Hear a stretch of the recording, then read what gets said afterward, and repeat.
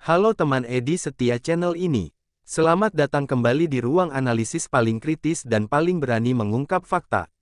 Di episode kali ini, kita akan membedah dua era besar kepemimpinan Indonesia, era Presiden Susilo Bambang Yudhoyono dan era Presiden Joko Widodo.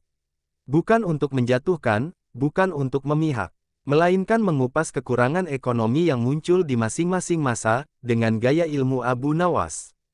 Melihat dari dekat sesuatu yang jauh, dan menguliti yang tampak halus. Mari kita mulai perjalanan panjang ini. Era SBY, transisi, krisis global, dan fase perlambatan. Presiden SBY memimpin di tengah masa yang penuh badai. Krisis finansial global 2008, harga komoditas naik turun, serta struktur ekonomi Indonesia yang masih rapuh. Kekurangan ekonomi yang paling terasa saat itu. 1. Defisit infrastruktur, jalan, pelabuhan, bandara, hingga listrik masih jauh dari memadai. Banyak proyek tertunda, membuat biaya logistik sangat mahal. 2. Ketergantungan pada komoditas. Ekonomi terlalu bergantung pada batu bara, sawit, dan tambang. Jika harga dunia anjlok, Indonesia ikut goyang. 3. Investasi asing lambat masuk. Regulasi berbelit, birokrasi lambat, dan iklim bisnis belum stabil. 4. Pertumbuhan ekonomi mulai menurun menjelang 2014. Dari di atas 6% turun ke kisaran 5% karena kondisi global melemah. 5. Pengangguran terselubung tinggi. Banyak masyarakat bekerja namun tidak produktif karena kurang lapangan kerja berkualitas. Namun bagaimanapun, era SBY tetap mencatat stabilitas politik dan demokrasi yang relatif tenang. Ilmu Abu Nawas mulai mengupas. Dalam kisah Abu Nawas, ada satu prinsip. Jangan lihat hanya apa yang tampak, lihat juga apa yang ditutupi. Di era SBY, ekonomi stabil. Tapi stabil bukan selalu berarti kuat. Pertanyaan Abu Nawas, jika rumah tampak kokoh, tapi fondasinya rapuh, apa yang terjadi saat badai datang? Dan badai itu benar, krisis global 2008 menghantam. Ekonomi turun, ekspor merosot, dan ketergantungan komoditas terasa jelas. Era Jokowi, pembangunan besar dan beban besar. Memasuki era Presiden Joko Widodo, fokus ekonomi berubah total. Jika SBY memperkuat stabilitas, Jokowi memperkuat pembangunan fisik dan transformasi besar-besaran. Namun, di balik kemajuan besar ini, ada sejumlah kekurangan yang juga harus dikuliti. Kekurangan ekonomi di era Jokowi. 1. Utang negara meningkat. Untuk membiayai pembangunan besar, pinjaman bertambah cukup signifikan.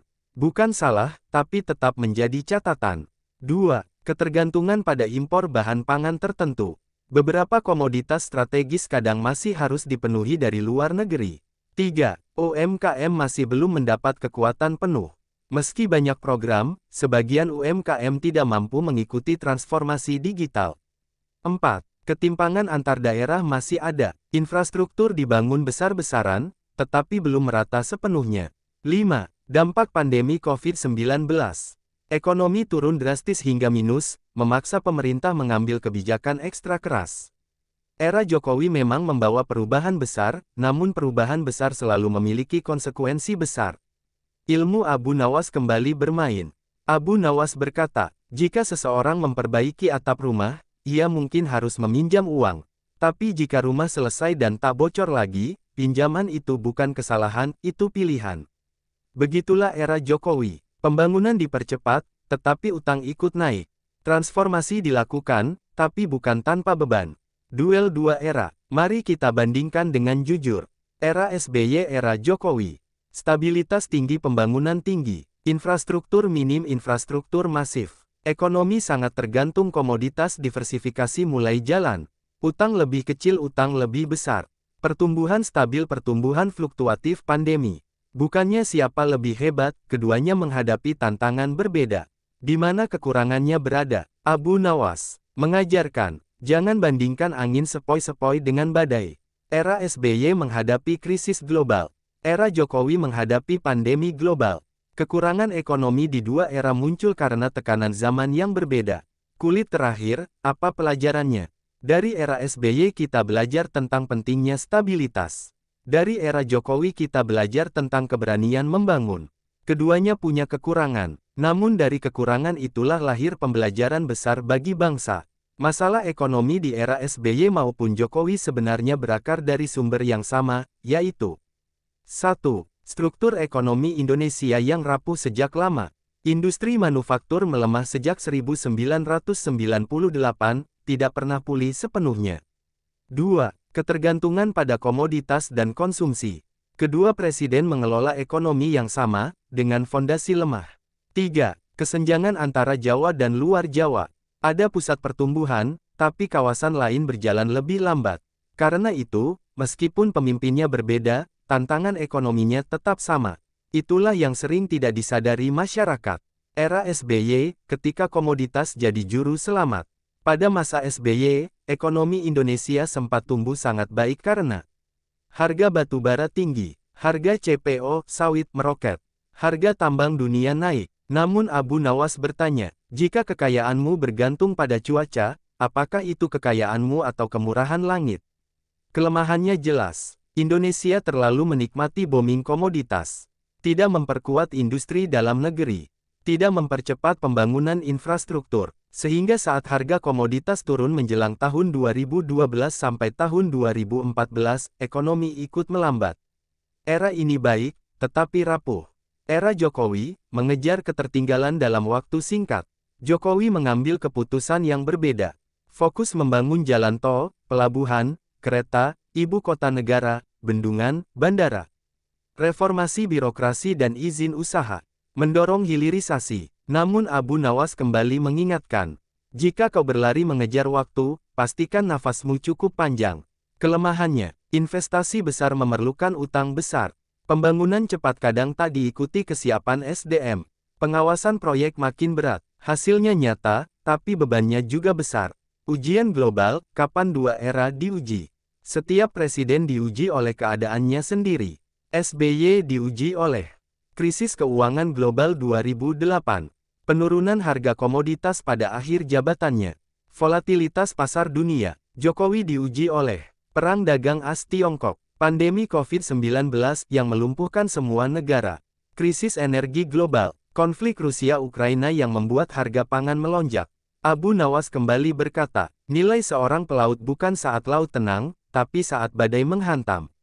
Karena itu, kekurangan ekonomi pada dua era tidak lepas dari badai besar yang datang. Dampak pada rakyat, apa yang paling terasa? Kekurangan ekonomi di dua era berdampak langsung pada masyarakat. Dampak kekurangan era SBY. Sulitnya lapangan kerja formal, biaya logistik tinggi karena infrastruktur minim. Perlambatan ekonomi menjelang akhir masa jabatan. Dampak kekurangan era Jokowi. Harga kebutuhan naik ketika pandemi. Utang negara membuat APBN lebih terbebani. Persaingan teknologi dan digital membuat UMKM kecil kewalahan. Abu Nawas berkata, jika ada dua perahu bocor, lihatlah bocor di mana, bukan siapa kaptennya. Dua era, dua gaya, satu tujuan. Perbedaan paling besar, SBY menjaga stabilitas dan keseimbangan. Jokowi mengejar pembangunan dan percepatan. Namun keduanya memiliki tujuan sama, menguatkan ekonomi Indonesia. Kekurangan mereka bukan bukti gagal, tetapi bukti bahwa ekonomi Indonesia masih dalam proses panjang. Abu Nawas menyimpulkan, jalan menuju kemajuan tidak lurus. Ada yang meratap, ada yang berlari. Apa yang harus diperbaiki di masa depan?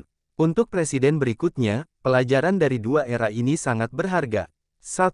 Fondasi ekonomi harus diperkuat, bukan hanya angka-angka. 2. Hilirisasi harus dilanjutkan agar Indonesia tidak menjadi penjual bahan mentah selamanya. 3. Utang harus dikelola dengan disiplin dan transparan.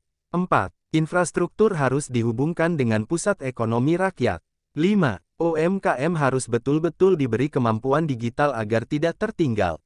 Abu Nawas menutup dengan pesan, bangsa besar bukan yang mencari siapa yang salah, tetapi siapa yang mau memperbaiki. Pesan ilmu Abu Nawas, pemirsa yang budiman, tidak ada satupun pemimpin yang sempurna. Yang penting bukan hanya menilai kekurangannya, tetapi apa yang bisa kita pelajari, apa yang bisa diperbaiki di masa depan. Bagaimana Indonesia bisa melangkah lebih kuat? Itulah inti ilmu Abu Nawas. Kebenaran tidak lahir dari pujian, tapi dari keberanian melihat yang tersembunyi. Terima kasih sudah menonton sampai akhir. Jangan lupa like, share, dan subscribe. Kita bertemu di episode berikutnya dengan pembahasan yang tidak kalah panas.